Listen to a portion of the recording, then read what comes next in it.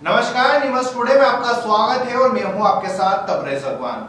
जैसा कि बीते दिन ही आपने देखा कि एग्जिट पोल उभरकर सामने आ गए हैं। 5 ही राज्यों को लेकर बड़े से बड़े दावे किए जा रहे हैं। सभी पोल्स के अपने अपने दावे हैं, अपना एक आंकड़ा है। इसी बीच विधायक दिलीप सिंह परिहार ने एग्जिट पोल को लेकर एक बड़ा दावा कर दिया है। तो इसके साथ ही नीमच में भाजपा की जीत को लेकर भी एक बड़ा संकेत दिया है। उन्होंने कहा है कि नीमच में भाजपा निश्चित ही जीत रही है, चाहे एग्जिट पोल हो चाहे हमारे आंकड़े हो। भाजपा मध्य प्रदेश में सरकार बना रही है।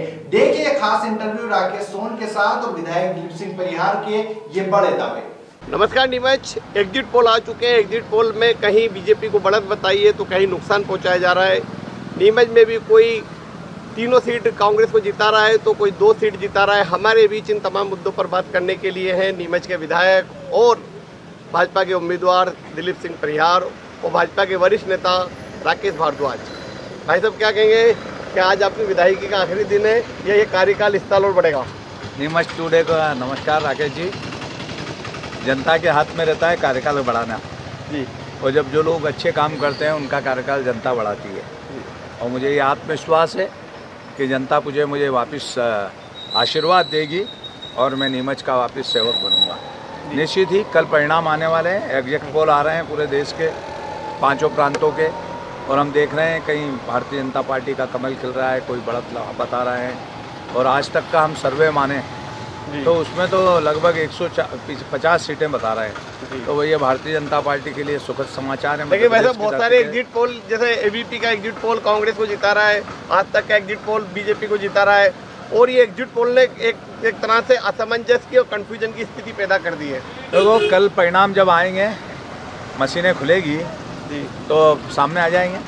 और निश्चित ही हम कह सकते हैं कि मध्य प्रदेश में मुख्यमंत्री शिवराज सिंह चौहान साहब की कार्यशैली और देश के देवदुर्लभ प्रधानमंत्री मान्यवर नरेंद्र मोदी जी जो नीमच की धरती पर पधारे थे, उससे तो ये लगता है कि हमारे संसदीय सीट की सारी सीटें पे कमल खुल रहा है। नीमच जिले में 3 सीटें हैं, जावद, मनासा और नीमच। मैं भी विश्वास के साथ कह सकता हूँ, पूर्व में जिलाध्यक्ष भी रहा हूँ 2-3 बार और विधायक भी हूँ, ये कह सकता हूँ कि नीमच जिले की जनता कमल खिलाने के लिए उत्सुक थी और कल परिणाम आएंगे और 3 ही विधानसभा पे कमल खिलेगा। जी। तो भाई साहब मतलब कितनी सीटें का अनुमान मान रहे हैं अगर आपके हिसाब से? नीमच जिले में तो आप तीनों जिता रहे हैं, प्रदेश में कितनी सीटों का अनुमान मान रहे हैं?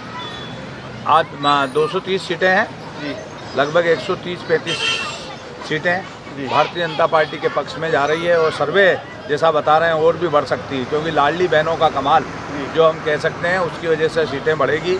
और मतदाताओं ने बहुत ही प्रसन्न होकर मतदान का प्रतिशत भी बढ़ाया है और मतदान भी अच्छा किया है, और उसका परिणाम ये आएगा कि मध्य प्रदेश में भारतीय जनता पार्टी की सरकार पुनः बनेगी। जी। हमारे बीच राकेश जी भारद्वाज, आप लगातार चुनाव में रहे, क्या लग रहा है नीमच जिले में कि तीनों सीटें भाजपा को आएंगी कि जैसा अनुमान लगाया जा रहा है कि सगलेचा जी तो हार रहे हैं, वहाँ पर बड़ा भयंकर विरोध था?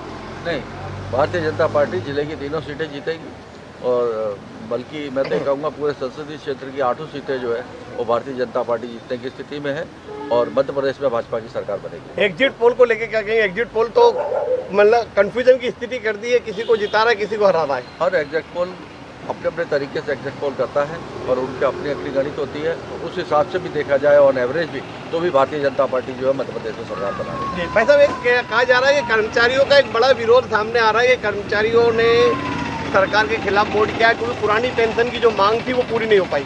पुरानी पेंशन की मांग केंद्र सरकार और प्रदेश सरकार मिलकर ही करती है। कांग्रेस ने इस मामले में भ्रम पैदा किया है और उस भ्रम से जनता कहीं न कहीं दूर हुई है। अब आप देख लो, यदि भारतीय जनता पार्टी की सरकार मध्य प्रदेश में अच्छा बहुमत लेकर बन रही है तो हम ये कह सकते हैं कि कर्मचारी भी भारतीय जनता पार्टी के साथ था। और हम ये भी चाहते हैं कि ओल्ड पेंशन के मामले में निर्णय होना चाहिए, मगर इसमें केंद्र का मामला आता है। केंद्र सहानुभूतिपूर्वक इस पर विचार करता ही है और किया भी है।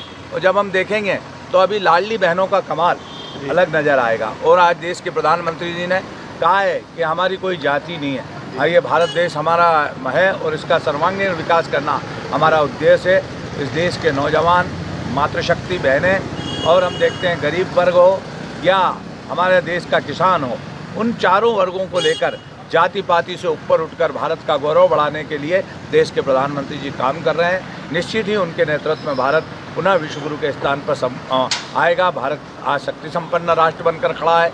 मध्य प्रदेश का विकास मुख्यमंत्री शिवराज सिंह चौहान के नेतृत्व में हुआ है। देश का विकास नरेंद्र मोदी जी के नेतृत्व में हुआ है। वो जनता ने देखा है, पब्लिक ये सब जानती है और वो कमल खिलाएगी। जी जी, धन्यवाद रहता हूँ। तो आप थे नीमच के भाजपा उम्मीदवार दिलीप सिंह परिहार, जिन्होंने दावा किया है कि नीमच में वे भारी बहुमत से जीत रहे हैं, लाडली बहनों का सहारा मिल रहा है और फिर भाजपा सत्ता में आ रही है। तबरेज़ आगमन के साथ राकेश।